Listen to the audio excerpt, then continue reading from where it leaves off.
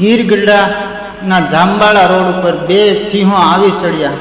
ગીર જંગલ વિસ્તારમાં વરસાદ વરસતા સિંહો રોડ પર આવી ચડ્યા। 2 સિંહો વરસાદી પાણી પી તરસ છીપાવવા નજરે ચડ્યા।